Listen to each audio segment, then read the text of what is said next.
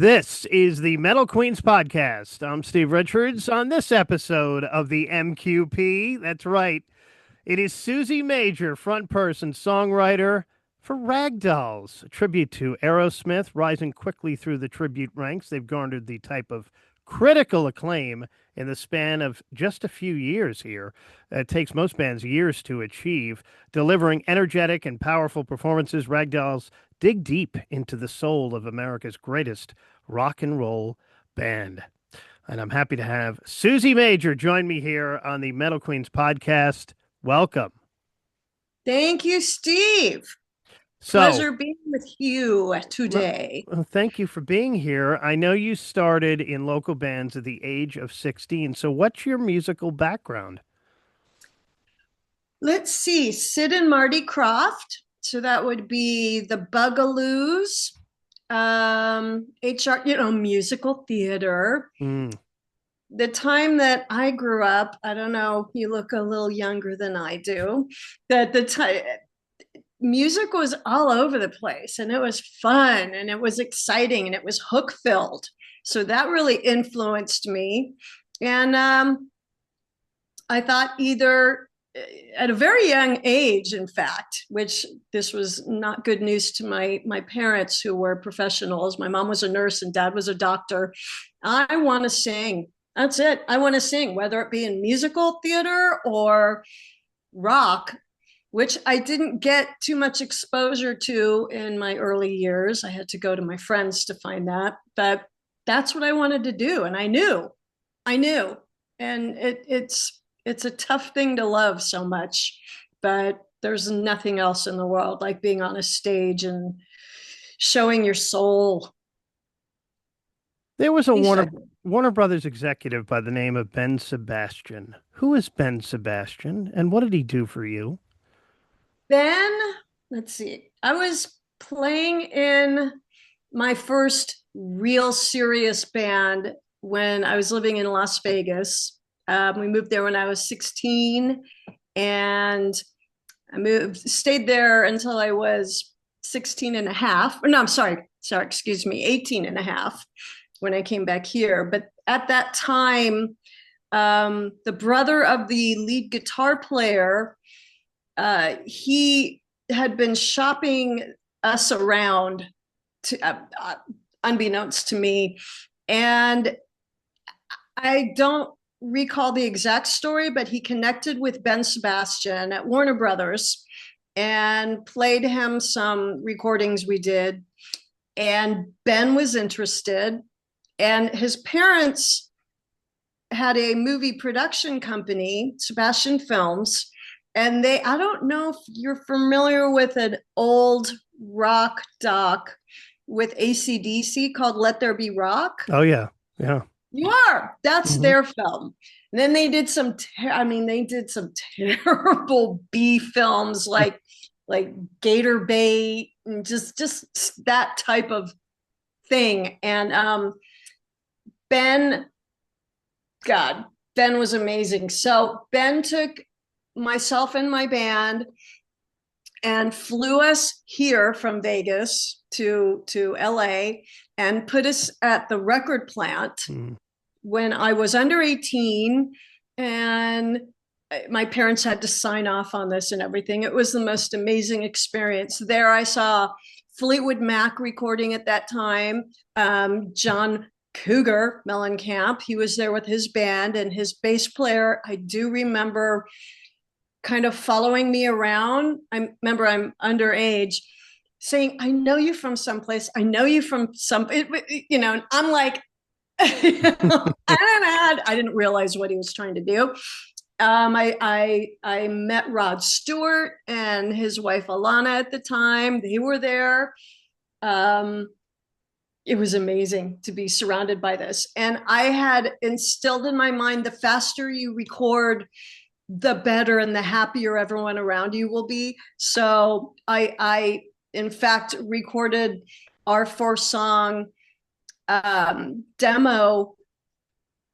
All 4 songs I did in one take, and then they're like, we don't have to do a safety take, but let's do it one more time. But I don't know who put this in my head, but the saying was money is time, time is money, or time is money, money Yeah. is time. So true. So I'm like, okay, I'm ready, I'm ready, I'm ready. But that was amazing. And Ben made all that happen. And then from there, um, didn't get too far with Warner Brothers. They weren't really into anything that we did, unfortunately. But the Sebastians liked it, but they liked me at least. And um, I did some things with Ben and Danny Johnson from Rick Derringer's band. He was his guitarist at the time. He flew me out and not the band, which our band was going like meh after this because like why you and not us? And I felt guilty, but it's like come on, I'm gonna go fly back out there and go play live. They're just gonna guest feature me with Danny Johnson, and they're gonna play some of our original music. So how cool is that?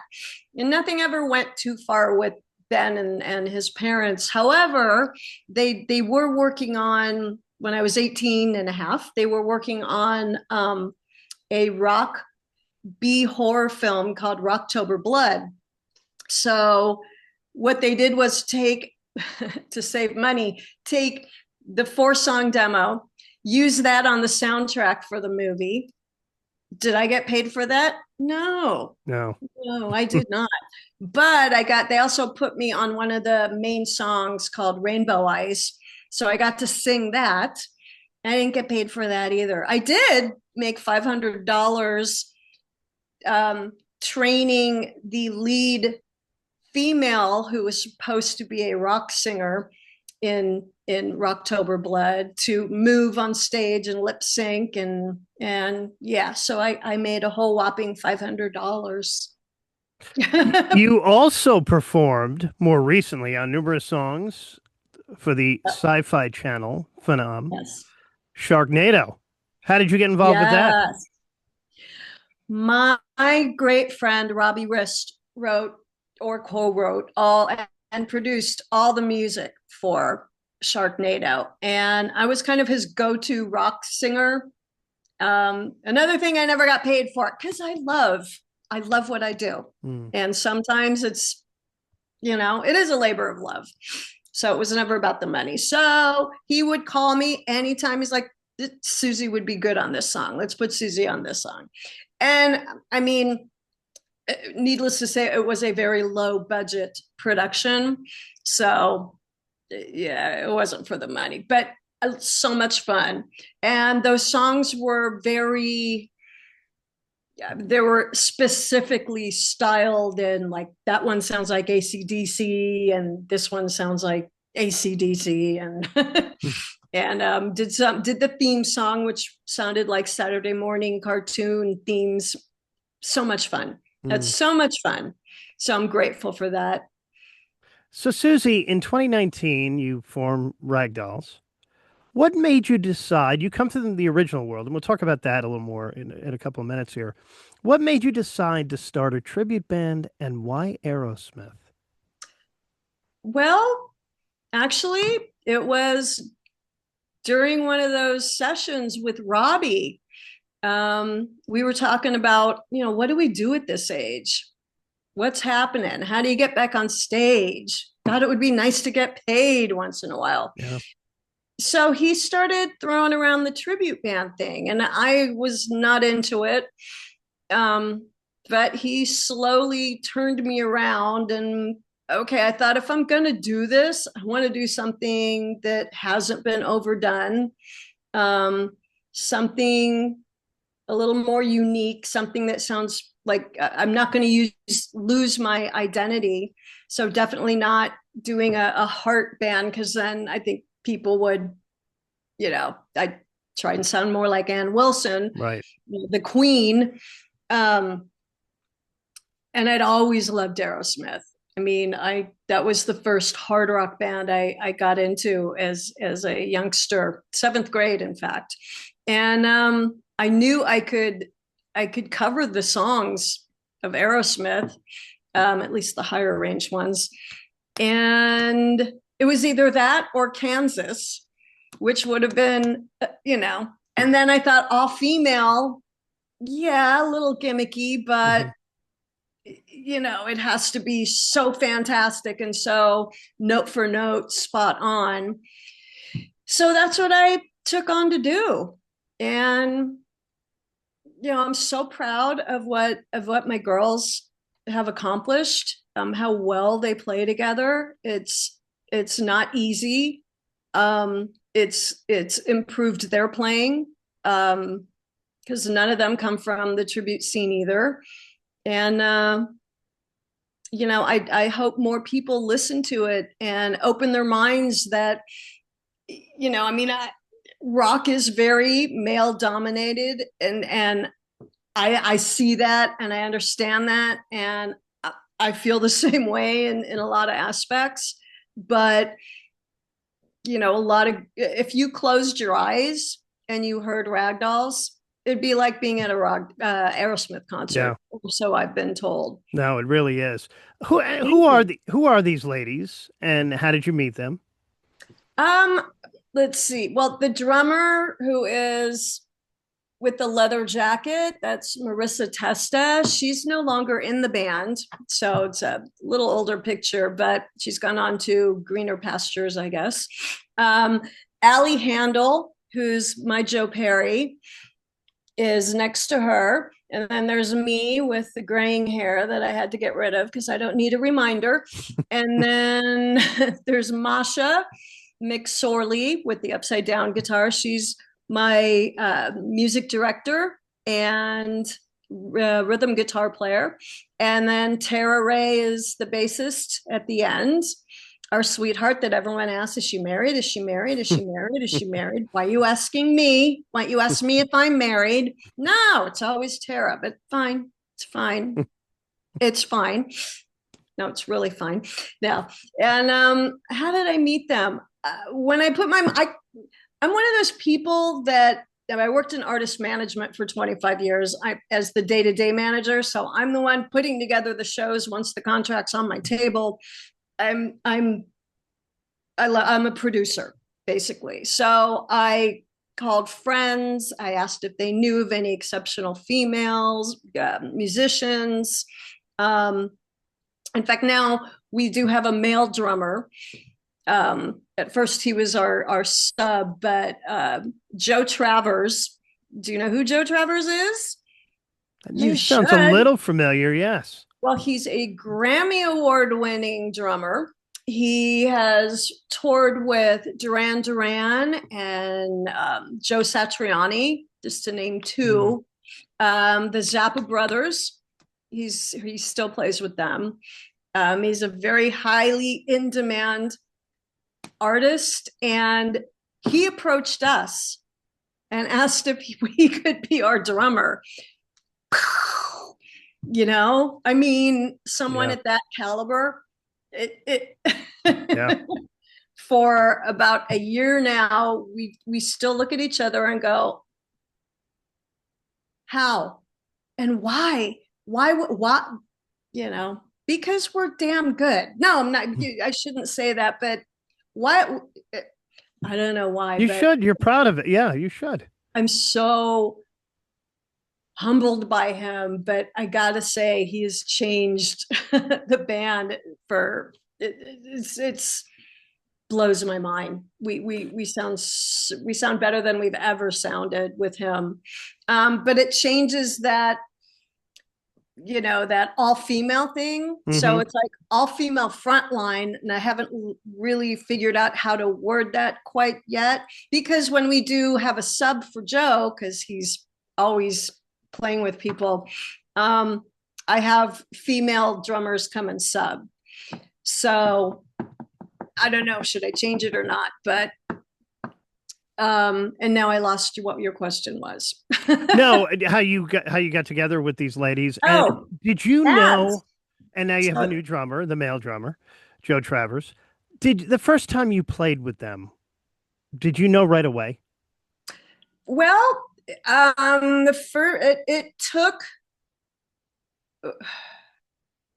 It wasn't this exact lineup, so Right. I was auditioning different different girls. When I found Masha, God, I knew from talking to her. I'd already seen her videos and whatnot, but from talking to Masha, I mean, she's a brilliant mind. Um, I don't know how high her IQ is, but I know it's like Mensa level. Mm. Um, she's my rock. She's amazing. So I knew with her, we had a different bass player to start with, but I had actually called Tara when I was before I got her because she was busy at the time. And then when she became available and the other bass player couldn't commit to how, I don't know, I'm a what is that? Task slayer, I guess. Is that the word? Taskmaster. Yeah. Yeah, thank you. Well, I killed them too. I killed the task. But she couldn't commit to our schedule. So I had to find someone else. And I happened to call Tara at the right time. And she's amazing.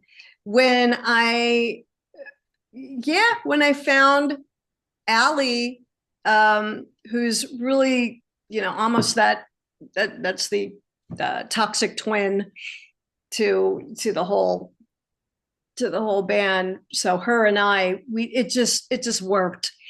So I knew that was going to work. And Marissa, she's great too. So at that time, I mean, I didn't know instantaneously, but I guess when we first had our initial rehearsals, it felt great. Everyone had done their homework. So, I mean, when it doesn't work immediately, that's for Yeah. sure. We had quite a few of those coming in and out, but this worked. This worked. And 6 years later now with Ragdolls, you had sent me one of a song called Cry Wolf. Oh, from Cry by Cry By Wolf. Cry Wolf, Shed was the name of the song, the track you sent me. As I mentioned earlier, you come from the original world too. So do you still do a lot of writing? Um, Not as much as I would if I was in an original project.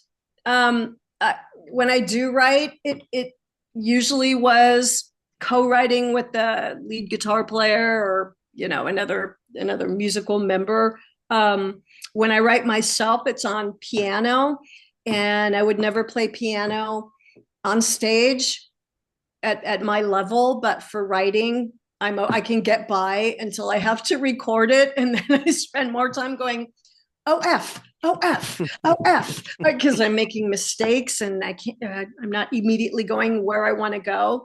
But I think the last song I wrote was probably a year now, maybe 2 years now, 2 years ago. So I'm not. I need that though. It's different than doing covers.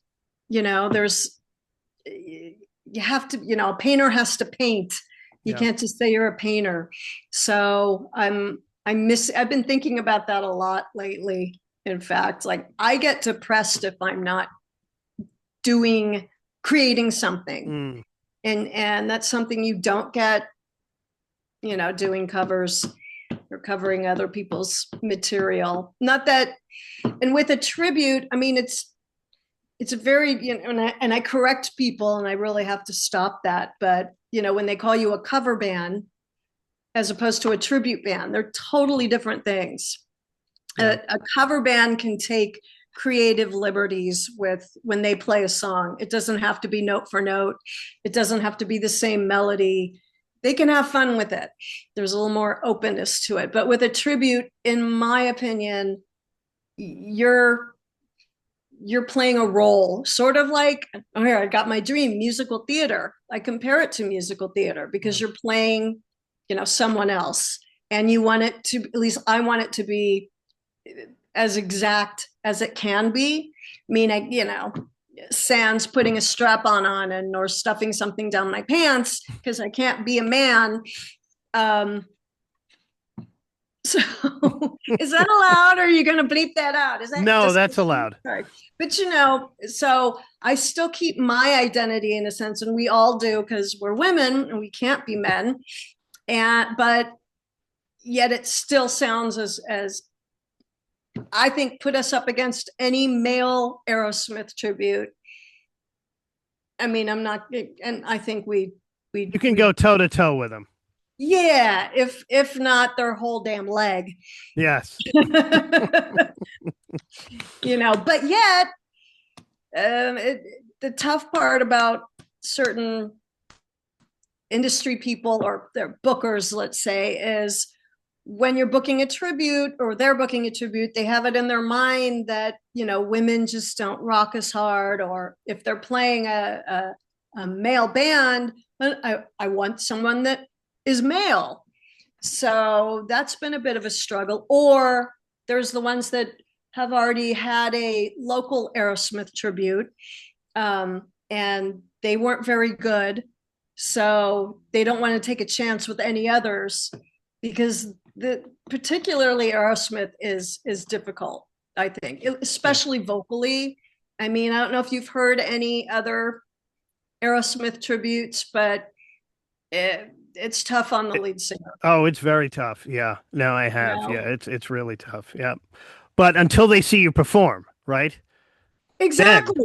they And see that then you they're can like, rock. "Oh my god!" They can fucking But rock. Yes. right, but up to that point, it's like I don't know, and historically, all female bands don't do really well in this market, so I don't know if I want to take a chance. I don't know. So it takes a special kind of booking agent Who gets to it? Yeah. yeah. So I'm also booking us along with a few booking agents that I work with. So, because sometimes you're your best salesperson, Yeah. and yeah, And Ragdolls has some tour dates this summer, we do. out on the West Coast. If you're out in that area, check them out. All right, Susie, we're gonna wrap up with 5 questions. I always like to wrap up my interviews with 5 questions, get to know you a little bit better. Your favorite Aerosmith song? We'll start with that of all Oh, time. oh man, I know it's tough. seriously. I'm gonna, I'll say no. That's really hard. Um, Favorite to sing, Yeah. Lost Let's. Child Oh, great song. Yeah. to sing. But then I also love Walking the Dog, but that's Mm, theirs just that's because tough. I love the beat. And oh my God, really, really, really, really? I can't answer that. Well, you gave me two there. That's good. There's Uh, so many. yeah. I Favorite don't, female vocalist of all time? Ann Wilson. Mm. If you weren't in music, and as we said earlier, you've been in music since you were a kid, Yeah. what would you be doing? If I wasn't in music, oh, I'd be a veterinarian with The- cat allergies. with cat allergies. That stopped me. I worked at a cat hospital, and Mm, I thought if I'm around cats a lot, maybe I'll build up an immunity. But I but built no. up allergy asthma. Mm, So instead of getting the shots, I just said I can't. you can't So do it. Yeah. nope. The first concert you ever went to? Oh God, the first Jethro Tull, Mm, and the boy had it was what was it? Was it ninth grade? Yeah, it was ninth grade, and he had tickets. It was at the LA Coliseum. His tickets had us seated behind the stage, so it was awful. and it So I'm wasn't an open stage, right? no, it was, but it didn't turn or anything Yeah. like that. So we saw their backs and just listened to it. But yeah, I was lucky my parents let me go because they weren't good on. I didn't have much of a social life at a young Mm. age. Mom was very paranoid. What would be your dream collaboration? Steven Tyler? Before he lost his Yeah. throat. No, no. Um, maybe Brad Delp. Boston, yeah. Oh yeah. I mean, Jesus Christ. Oh yeah. Yeah, Wow. So good it'd one. be either him or Steve Perry. Yeah, Mm, those two. two good ones there. I mean, the Su range. Yeah, that's right. Susie Major from Ragdolls. Ragdolls-band.com is the website.